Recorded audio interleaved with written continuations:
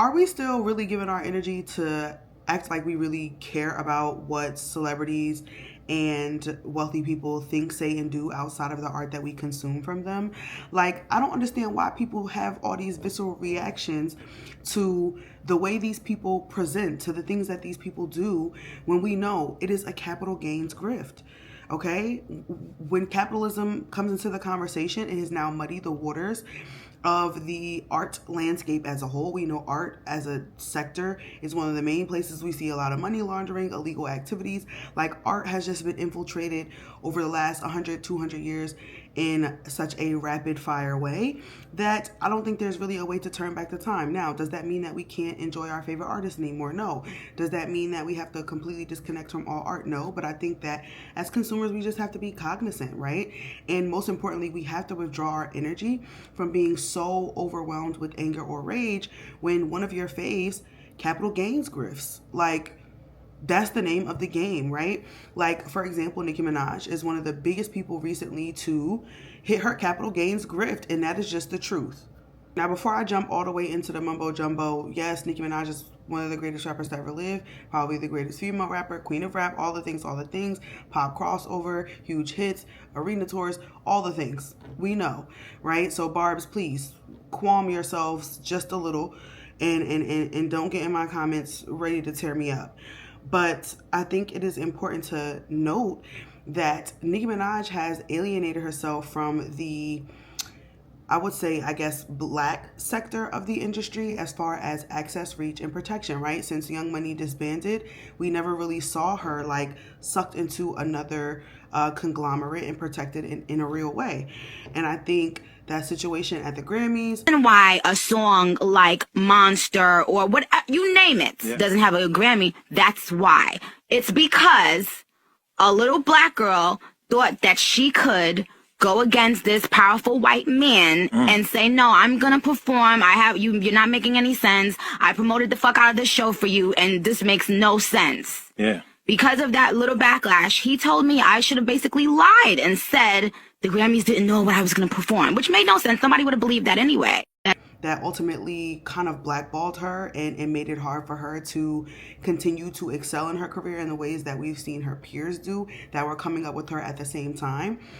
By forfeiting that access through certain situations, not bowing down in certain situations. Like, hearing Nicki's story, I do agree with her in certain instances when she was being bullied or mistreated, but that also doesn't take away the fact that we have a lot of proof and information that says that Nicki Minaj wasn't the greatest person to everybody behind the scenes as well. And I've seen her abuse so many of my peers. When you say abuse, I don't like my lip gloss. I'm going to wipe it on your shirt.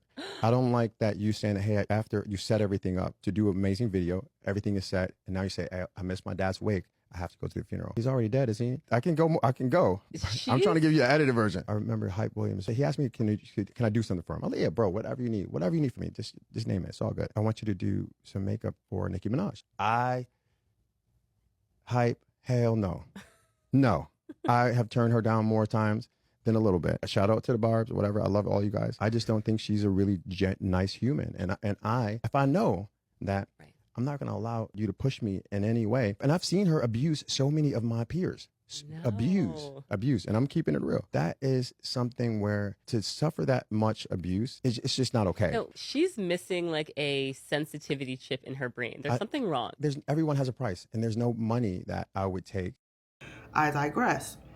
But seeing as how she forfeited that access and reach in the lower levels of the industry, if you follow the power, it seems like right now Nicki Minaj is making a strategic choice for herself, for her family, to follow the power.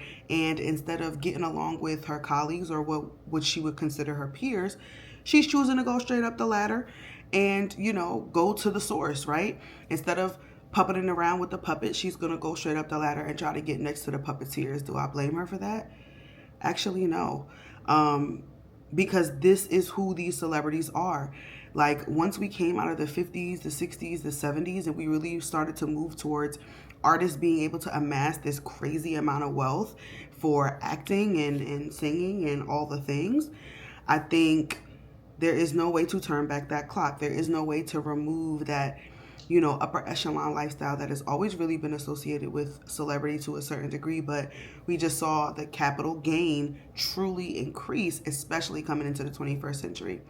So what does this have to do with anything, right? Whether it's Nicki Minaj or your fave Beyonce or people like Ludacris who have been like mainstays in the Hollywood industry, or people lower on the totem pole as far as fame is concerned, like a Kai Cenat. Like, we're starting to see a change of hands in regards to how media is consumed, and so we see streaming kind of coming up and bubbling up into the media space. So people like a Kai Cenat and things like that, oftentimes we see them grifting. Oftentimes they're doing one thing one day and doing something else the next. And I think that it's okay to enjoy their content, but not feed too much into who these people are and what they say. And if grifting is something that you don't believe in and feels disingenuous to you, then yes, withdraw your support. I definitely do, especially for certain transgressions, for certain like topics, certain subject matter. It's just really a hard no for me, and I will stop supporting an artist. I promise you, I'm not out here listening to R. Kelly. But, I think as consumers, we just have to ask ourselves what we're okay with. If we are honest, the tortured artist trope is as old as time. And I'm sure if we peel back the layers on anybody whose art you love to consume, we probably find some skeletons in that closet. Now, am I excusing this behavior? No, I really do think we should be reserving our support for people that, even if they don't always speak for the people, at the very least, they aren't doing things or making decisions that are counter to the people for selfish gain. But again, it goes back to the capital gains grift. This is all just one big grift to these people. One day they over here, the next day they over here. Honestly, most of the people that we are seeing in this specific space that is everywhere and consuming our government, our airways, our media, our news, our everyday lives, a lot of those people that are standing on that side stood on another side. We've seen them tweet different things. We've seen them support different movements. And then today they have a different opinion. And then tomorrow they'll have a different opinion. They'll be going with the wind, honey. Okay? No Real Housewives. Okay? Because that's the name of the game, right? Nicki Minaj also has some personal things, just as an example, that she benefit from being able to get more access to the power structure. So be prepared to see a lot of your faves, choosing power and money over people in politics. That is the name of the game. And for as long as human beings are so directly linked back to the acquiring of capital, the further away it'll feel like we are from those who have the power and access to create the art that we consume.